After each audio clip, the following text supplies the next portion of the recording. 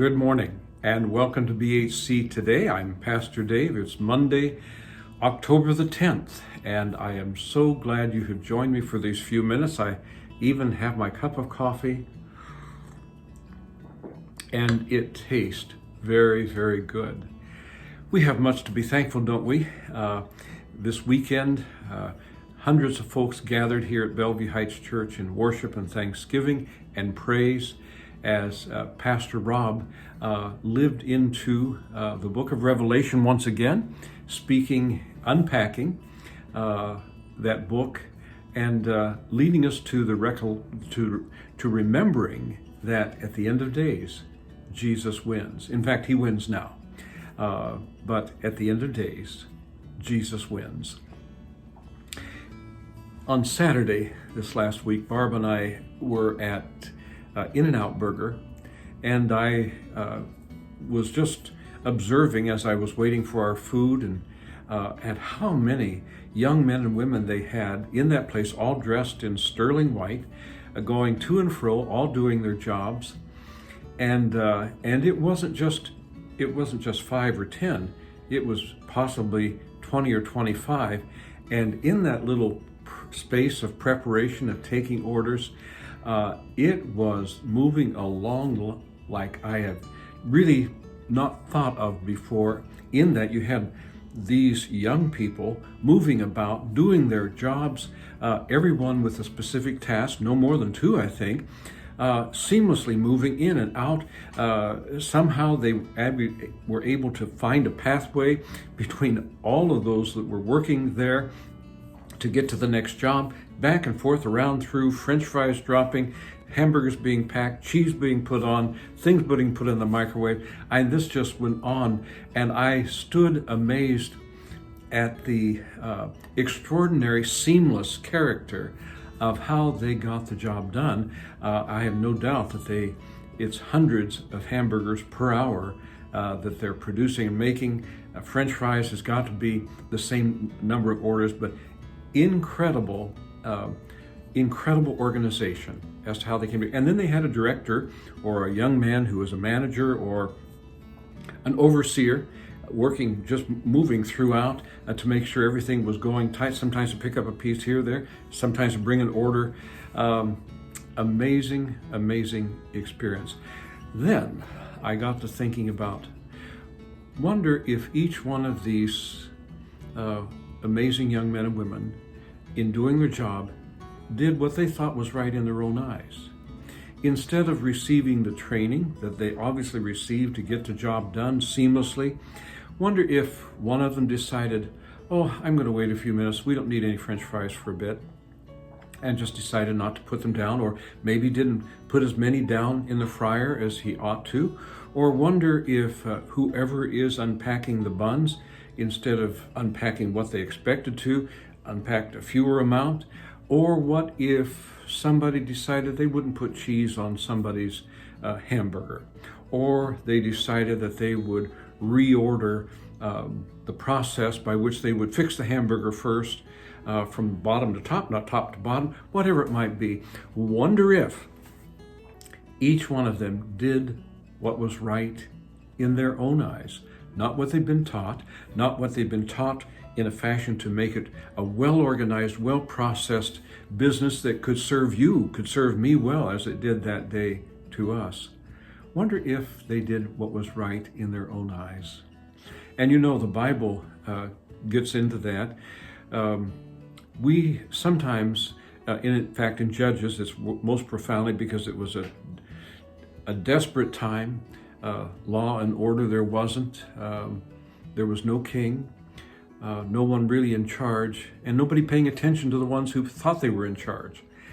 Every man, every one, did what was right in their own eyes.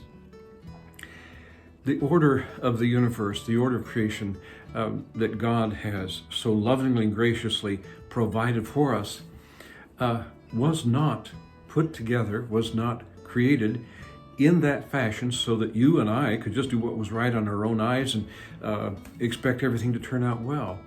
Rather, this amazing God of love, who is absolute perfection, who is beyond our comprehension and understand, but who is love himself. That love was expressed in how he expected his universe to be ordered, in how he ordered the universe, and never, ever, ever was the rule of the day to be whatever you thought was right in your own eyes, do it. Jesus came to take our understanding that one step further, in that Jesus brought order by his very presence with us.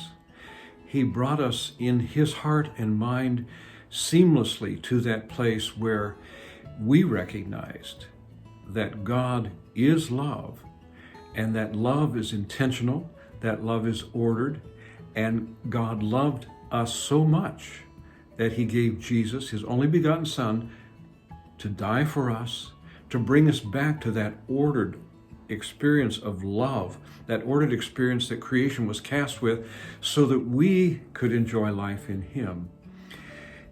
Now today, the gospel of Jesus Christ is still moving about the earth, drawing men, women, boys, and girls to that love which we have spoken of, but we still live in a day, don't we, that we have this propensity to live based on what is right in our own eyes.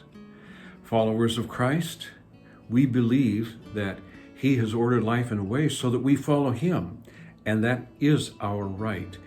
We believe that God is love, and as his love lives in us, he makes us like Jesus so that the order is in place. Paul really nailed it in 1 Corinthians 13 when he identified that the greatest of all human experiences, beyond faith, beyond hope, is God's love. And we have to remember very quickly that it's not love, sweet love, that's all the world needs right now. It is a love that is almost inconceivable in our mind's eye, because it is God himself who has brought all things together, who has ordered the universe in a fashion so that it could work seamlessly. And he has ordered the world today so that if it doesn't work according to his environment of love, according to who he is, his love, it falls apart. It almost makes no sense at all as people try to begin to identify right and wrong based on personal preferences, right and wrong based on what a specific need is glorified, right and wrong based on how a person may look, right or wrong based on many aspects that we can take and live in a fashion that is right in our own eyes. Well, I don't want to go too far with this today, except to say that we as Christians have this extraordinary opportunity to live and love like Jesus loved, to live in a world that was ordered just as God intended by his presence in our hearts and lives. And that is his transforming power, making us more like Jesus. Back to In-N-Out Burger, based on the order and design of In-N-Out Burger and how everyone was to do their job, it was amazing. They did it well. They achieved their goal in making people happy by giving them wonderful hamburgers and french fries and milkshakes and whatever else might be.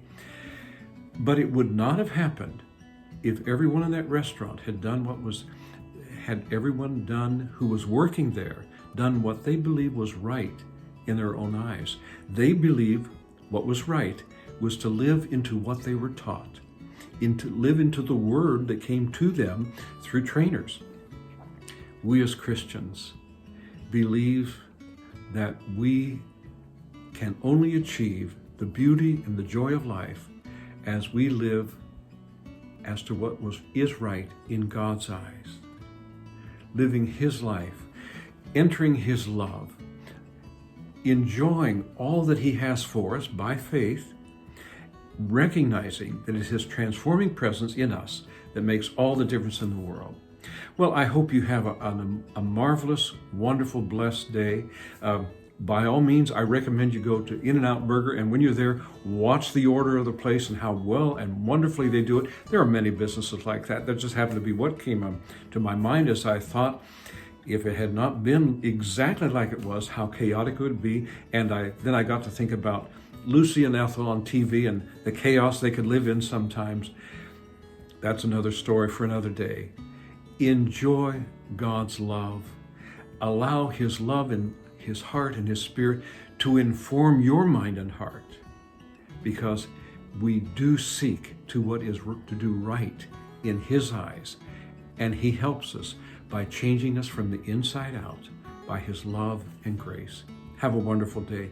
God bless you. He loves you so much. Bye now.